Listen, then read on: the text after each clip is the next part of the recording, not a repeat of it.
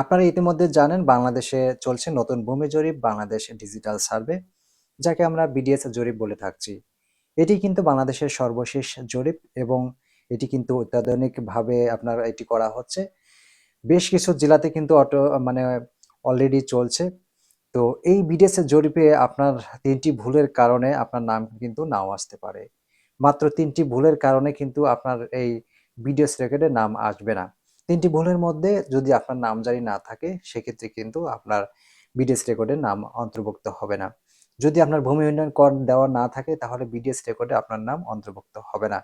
যদি আপনার জমিটি অন্য কারো নামে রেকর্ড হয়ে থাকে এবং সে যদি দখলে থাকে আর আপনার যদি কোনো আপত্তি না থাকে, তাহলে কিন্তু বিডিএস রেকর্ডে আপনার নাম অন্তর্ভুক্ত হবে না। যারা ভূমির মালিকগণ রয়েছেন, এই ভিডিওটি অবশ্যই শেয়ার করে অন্যকে জানার সুযোগ করে দিবেন। অনেকেই কিন্তু আসলে জানেন না যে বিডিএস জরিপ শুরু হয়েছে এবং সেই সাথে বিডিএস রেকর্ডে যে ভুল করলে আপনার নাম আসবে না, এটাও কিন্তু অনেকে জানেন না, মানে জানে না।